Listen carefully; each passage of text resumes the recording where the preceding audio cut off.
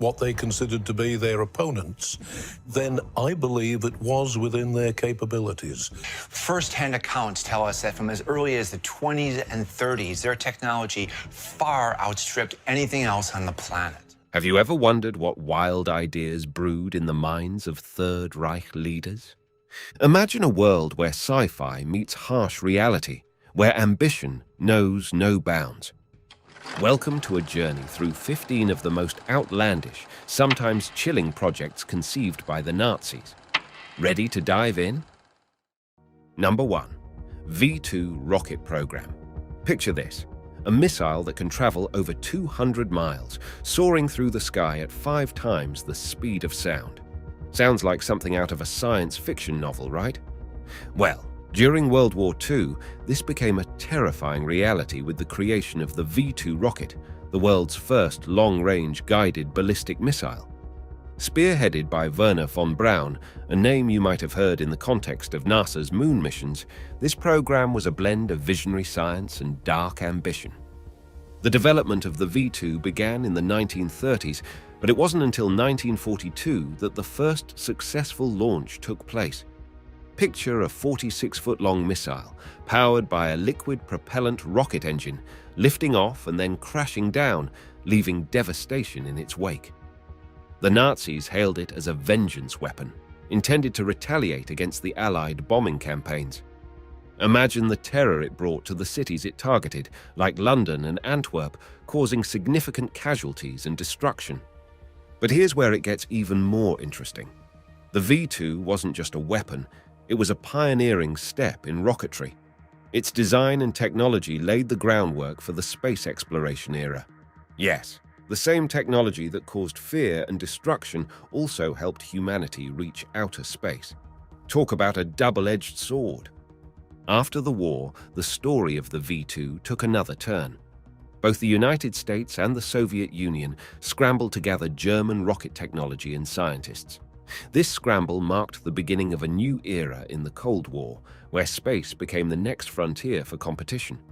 Von Braun and many of his team ended up in the United States, contributing to the space race and ultimately the Apollo moon landings. It's a bit surreal to think that a weapon born out of the darkest times of human history also paved the way for one of our greatest achievements, stepping onto the moon. The V2 rocket program, with all its terrifying impact during the war, inadvertently became a cornerstone in our journey to the stars. Who would have thought? Number 2. Die Glocke, the bell. Now let's turn the dial from the realm of reality to the corridors of mystery.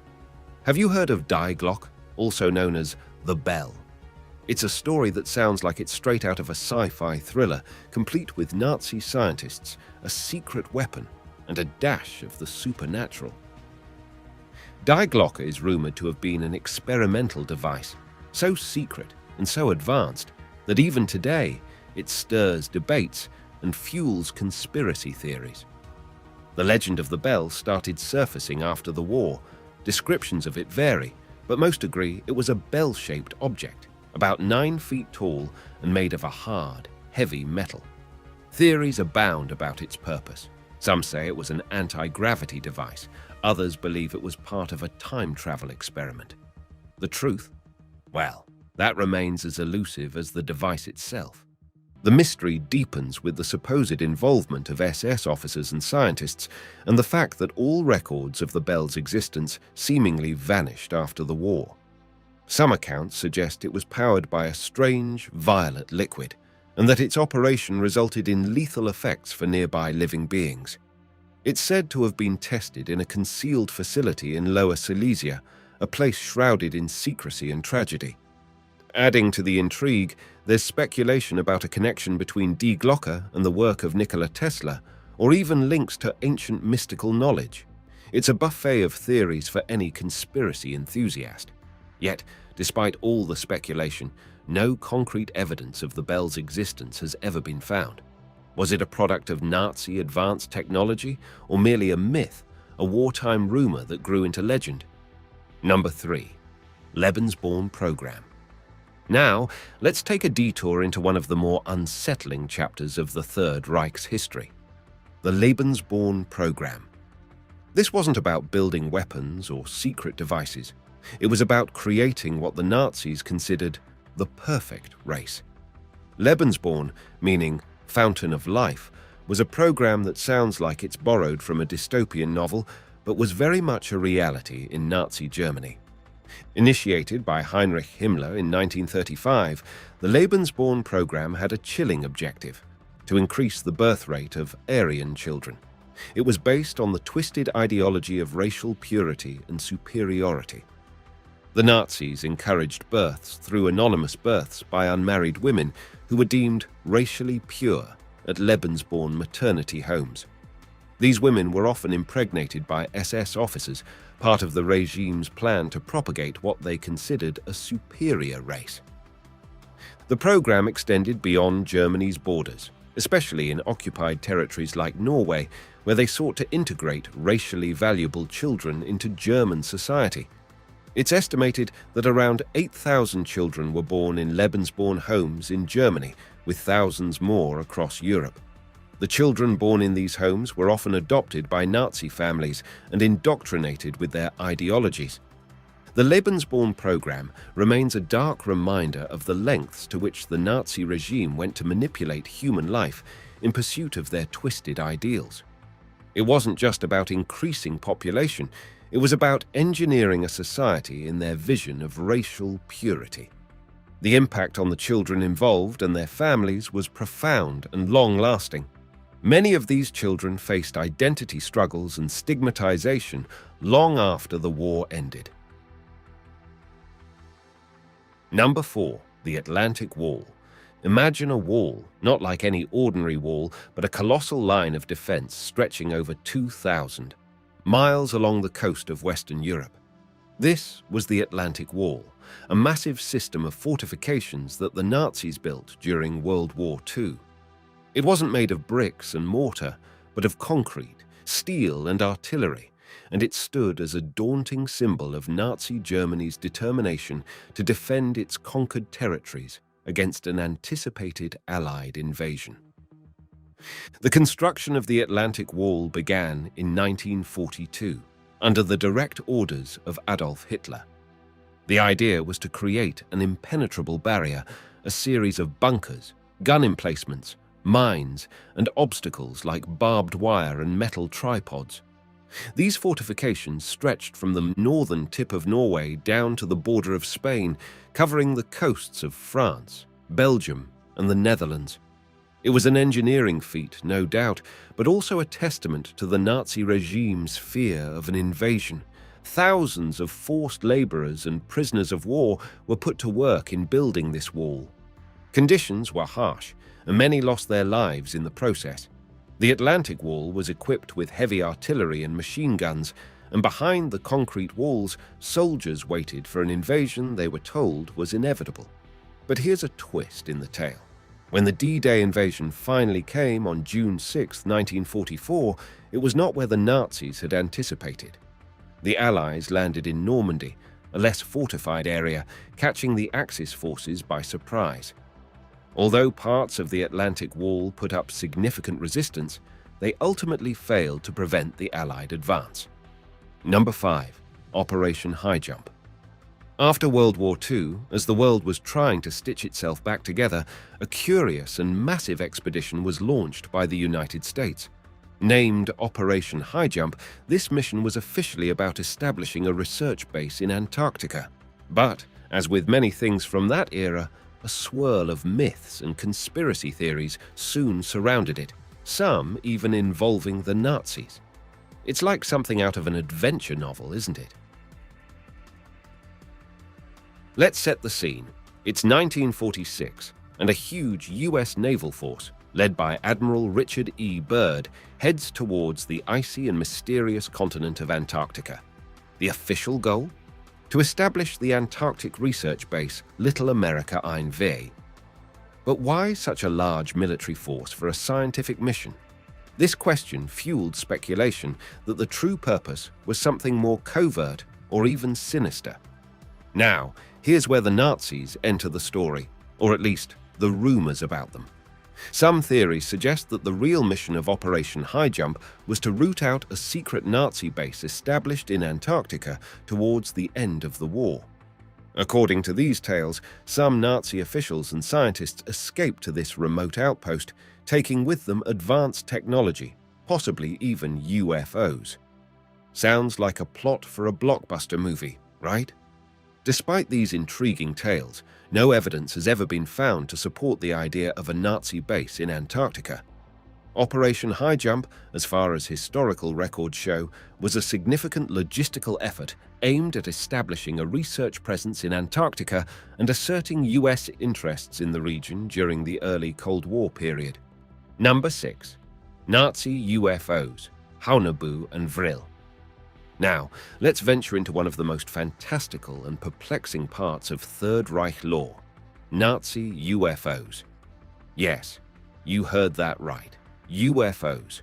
Among the many strange and mysterious projects attributed to the Nazis, the development of advanced flying saucers, known as Haunebu and Vril, sits right up there with the most outlandish.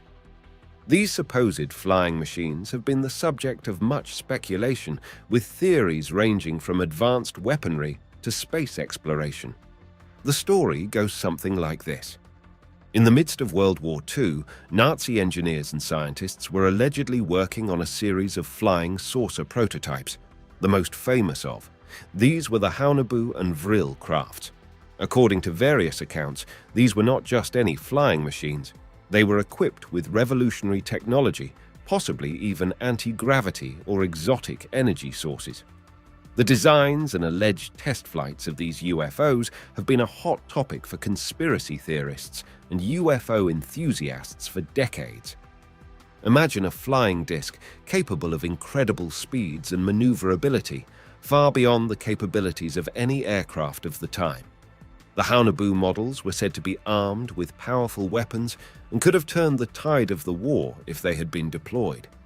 The Vril, on the other hand, was rumored to be more than just a weapon. Some theories suggest it was part of a plan for space exploration, possibly even contact with extraterrestrial beings. Number 7. The New Germania. In the midst of the Second World War, with Europe in turmoil, Hitler harbored a grand vision for Berlin, one that would transform it into the epicenter of his envisioned world empire. This dream was to be realized through a project grandly named the New Germania. It was a plan of such scale and audacity that it leaves one wondering about the boundaries between ambition and delusion. Hitler, alongside his chief architect Albert Speer, envisaged a complete reconstruction of Berlin. They planned to turn the city into a monumental symbol of Nazi power, a physical manifestation of the regime's ideology and might. The design included broad avenues, colossal buildings, and massive structures, all intended to intimidate and impress.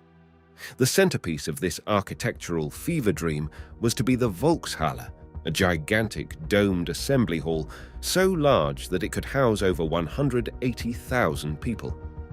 The scale of these plans was staggering. The Great Hall, for instance, was designed to be so large that it would have its own weather system inside. Another key element was a triumphal arch, dwarfing Paris's Arc de Triomphe, meant to celebrate the victories of the Nazi regime. The avenues and buildings were designed in a stark, intimidating style, embodying the totalitarian nature of Hitler's Germany. Number 8. Neuschwabenland expeditions. In the annals of World War II, there's a chapter that often seems more suited to a novel than history: the Neuschwabenland expeditions. These were secretive voyages undertaken by Nazi Germany to the icy expanse of Antarctica. Officially, they were aimed at exploring and possibly establishing a base in this remote and harsh land. But, as with many things from this era, the line between fact and fiction blurs, giving rise to a series of captivating, if not entirely believable, theories. It all began in 1938, when a German expedition led by Captain Alfred Richter set sail for Antarctica. The expedition team aboard the ship Schwabenland was tasked with exploring a portion of Antarctica, which they later named Neuschwabenland, after their ship. They conducted aerial surveys, dropped flags to claim territory, and gathered data in a manner typical of polar exploration at the time. So far, so normal, right? But then, post-war, rumors began to swirl. Some speculated that the real purpose of these expeditions was to establish a secret base, a sort of last refuge or a hidden headquarters for the Nazi elite. Others took it a step further, suggesting that the Nazis were experimenting with advanced technology, even weapons, in this remote outpost. The most outlandish of these theories involve UFOs and secret Nazi collaborations with extraterrestrial beings. Number 9. Wunderwaffe, wonder weapons.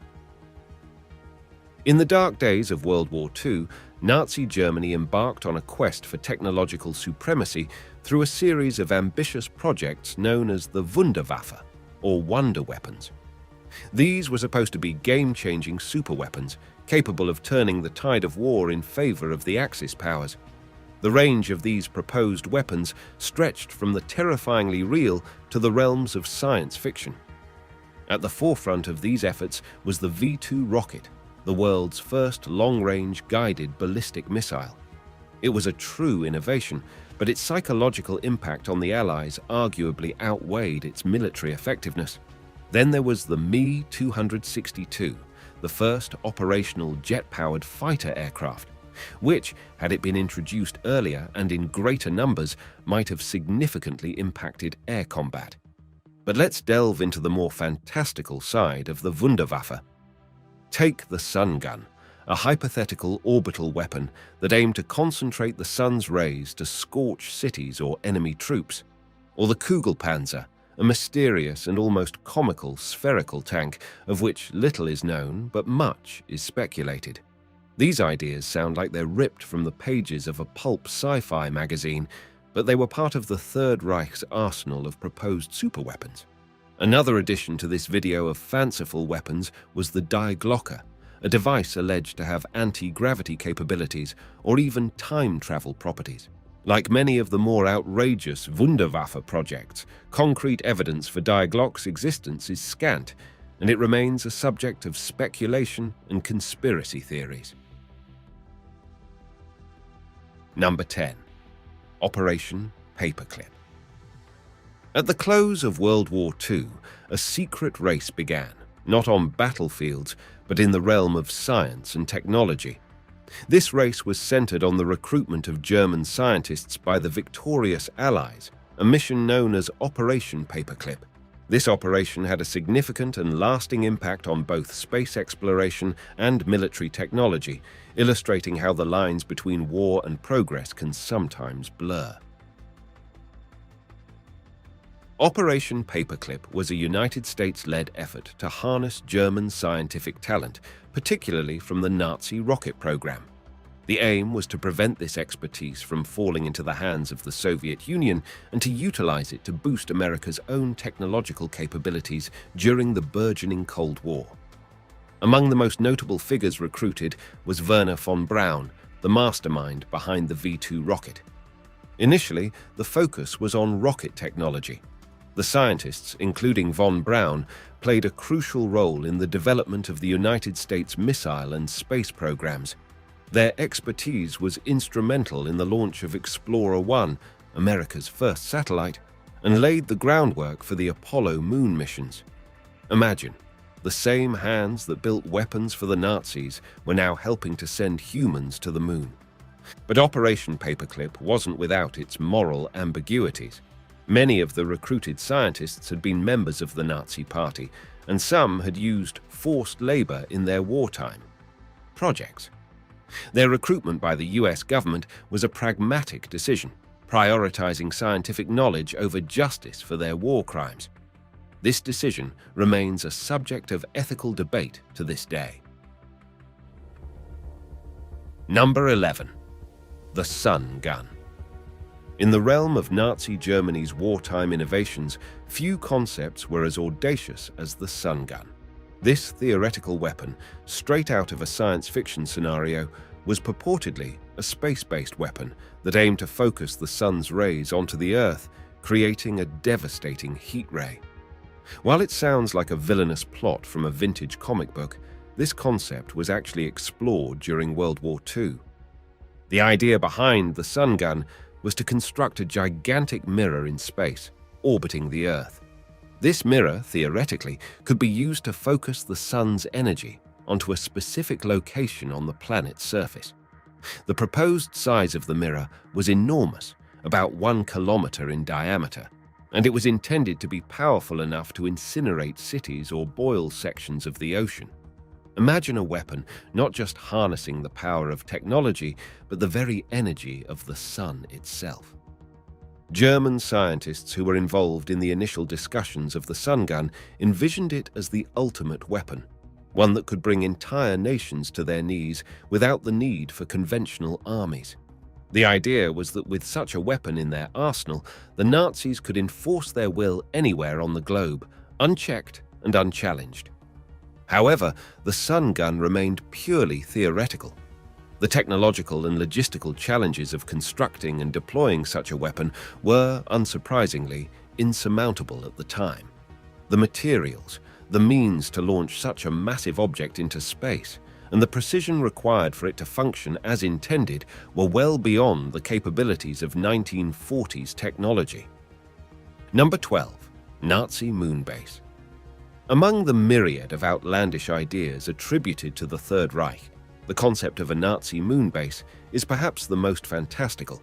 It sounds like something plucked from the pages of a retro science fiction novel. The idea that the Nazis had plans to establish a military base on the moon. This concept, though steeped more in the realm of science fiction than actual history, captures the imagination with its blend of space exploration and wartime intrigue. The story goes that as part of their advanced weaponry and aerospace ambitions, the Nazis entertained the idea of extending their reach beyond Earth. A lunar base, in this context, was envisioned as the ultimate high ground, a position from which the entire planet could potentially be controlled or surveilled. The base was imagined to be a launch pad for weapons, a surveillance station, or even a refuge for top Nazi officials. The reality, however, was far less advanced. While Nazi Germany did lead significant developments in rocket technology, such as the V-2 rocket, the leap to a manned lunar base was well beyond their, or indeed anyone's, capabilities at the time. The technological challenges of sending humans to the moon and establishing a base there were not surmounted until the Apollo missions of the 1960s, long after the fall of the Nazi regime. The idea of a Nazi moon base has been a popular subject in alternative history narratives and conspiracy theories. These stories often weave together the real advances in rocketry made by the Nazis with a generous dose of speculative fiction. They imagine a world where the Nazis achieved a level of technological sophistication far beyond what was actually possible during the 1940s. Number 13. Animal weaponization. In the grim theater of World War II, not all soldiers were human. In an unusual twist to warfare, both the Axis and Allied powers experimented with the idea of animal weaponization. This involved training animals, notably dogs and pigeons, to perform tasks ranging from carrying explosives to locating mines.